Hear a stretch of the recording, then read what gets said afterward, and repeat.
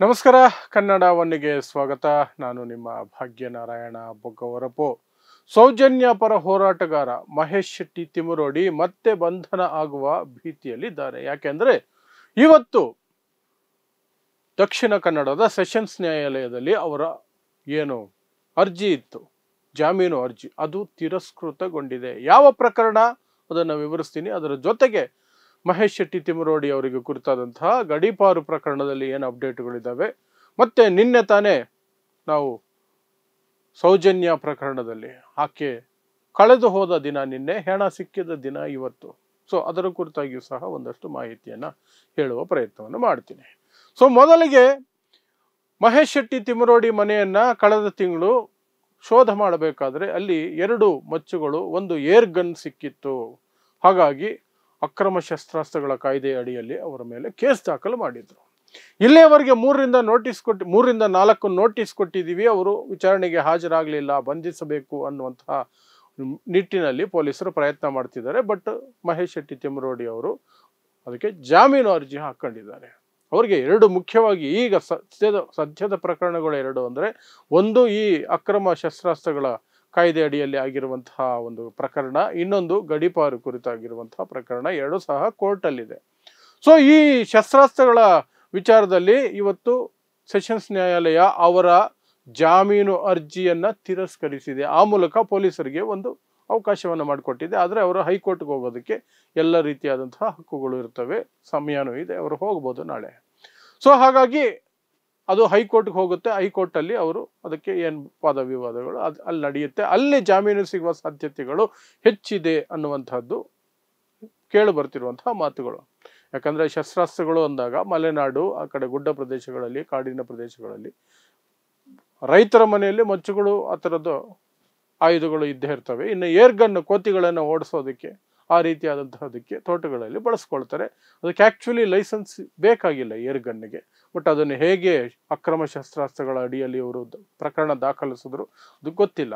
ಇದಕ್ಕೂ ಅವರ ಹೋರಾಟಕ್ಕೆ ಲಿಂಕ್ ಇದೆಯಾ, ಬೇಕು ಅಂತಲೇ ಪ್ರಕರಣ ಆಯ್ತಾ, ಅದು ಗೊತ್ತಿಲ್ಲ. ಯಾಕಂದರೆ BJP ನಾಯಕ BL ಸಂತೋಷರನ್ನ ಬೈದಿದ್ದಕ್ಕೆ DK ಶಿವಕುಮಾರ್ ಸಿಟ್ಟು ಮಾಡಿಕೊಂಡು, ಮತ್ತೆ ಹೇಳ್ತೀನಿ ಕೇಳಿಸ್ಕೊಳ್ಳಿ, BJP RSS ನಾಯಕ BL ಸಂತೋಷನ್ನ ಬೈದಿದ್ದಕ್ಕೆ ಕಾಂಗ್ರೆಸ್ ಸರ್ಕಾರ, ಅದರಲ್ಲೂ ವಿಶೇಷವಾಗಿ ರಾಜ್ಯದ ಉಪಮುಖ್ಯಮಂತ್ರಿ DK ಶಿವಕುಮಾರ್, ಕಾಂಗ್ರೆಸ್ನ ಉಪಮುಖ್ಯಮಂತ್ರಿ, ಕಾಂಗ್ರೆಸ್ನ ರಾಜ್ಯಾಧ್ಯಕ್ಷ DK ಶಿವಕುಮಾರ್ ಸಿಟ್ಟು ಮಾಡಿಕೊಂಡು ತಿಮರೋಡಿನ ಅರೆಸ್ಟ್ ಮಾಡಿದ್ರು.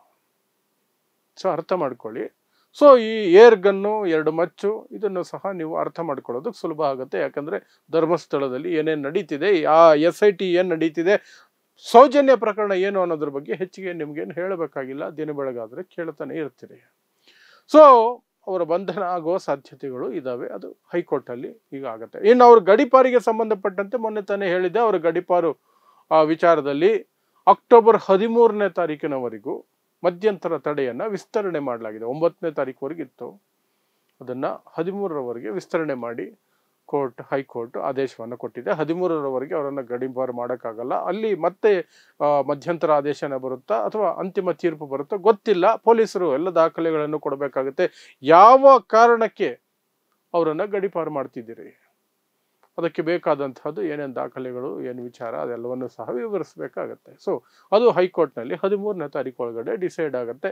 ಆಗ ಗೊತ್ತಾಗುತ್ತೆ ಅವ್ರ ಗಡೀಪಾರಿನ ವಿಚಾರ. ಇದಿಷ್ಟು ಮಹೇಶ್ ಶೆಟ್ಟಿ ತಿಮರೋಡಿ ಅವರಿಗೆ ಸಂಬಂಧಪಟ್ಟಂತಹ ಸುದ್ದಿಗಳಾಗಿದ್ರೆ, ಇನ್ನೊಂದು, ನಿನ್ನೆ 13 ವರ್ಷಗಳು ಪೂರೈಸಿತ್ತು ಸೌಜನ್ಯ ಪ್ರಕರಣಕ್ಕೆ. ನಿನ್ನೆ ಸಂಜೆ ಸರಿಯಾಗಿ 2012ರಲ್ಲಿ ಅಕ್ಟೋಬರ್ 9ನೇ ತಾರೀಕು ಸಂಜೆ ಹೊತ್ತಲ್ಲಿ ಆಕೆ ಕಾಣೆಯಾಗಿದ್ದು. ಇಡೀ ರಾತ್ರಿ ಹುಡುಕಾಟ ನಡೆಸುತ್ತೆ. ಬೆಳಗ್ಗೆ ಪಾಪ ಆ ಮಗು ಹೆಣವಾಗಿ ಸಿಗ್ತಾಳೆ, ಹರಿದ ಬಟ್ಟೆಯಲ್ಲಿ, ಬ್ಯಾಗ್ ಸಮೇತ. ಬಿಡಿ, ಅದು ಎಷ್ಟು ಸಲ ವಿವರಿಸಿದ್ರು ಅದು ಮನಸ್ಸಿಗೆ ತುಂಬ ನೋವಾಗುವಂತಹ ಸಂಗತಿ. ಅದು 10ನೇ ತಾರೀಕು ಬೆಳಗ್ಗೆ ಸಿಕ್ಕಿರುವಂತಹದ್ದು. ಸೊ ಆ ಒಂದು ಪ್ರಕರಣದಲ್ಲಿ ಈಗ ಏನಾದರೂ ಹೊಸದಾಗಿ ಬೆಳವಣಿಗೆಗಳಾಗುವ ಸಾಧ್ಯತೆಗಳಿದಾವೆ ಅಂದರೆ, ಹೋರಾಟ ಮಾತ್ರ ನಿರಂತರವಾಗಿ ನಡೀತಾನೆ ಇದೆ. ಆದರೆ ಹೊಸ ಕಥೆಗಳನ್ನು ಸೃಷ್ಟಿ ಮಾಡೋರು, ಎಂಜಿಲು ಮಾಧ್ಯಮಗಳು ಅದನ್ನು ಹೊಸ ಕಥೆಗಳನ್ನು ಸೃಷ್ಟಿ ಮಾಡ್ಕೊಳ್ತಾನೆ ಹೋಗ್ತಿದ್ದಾರೆ.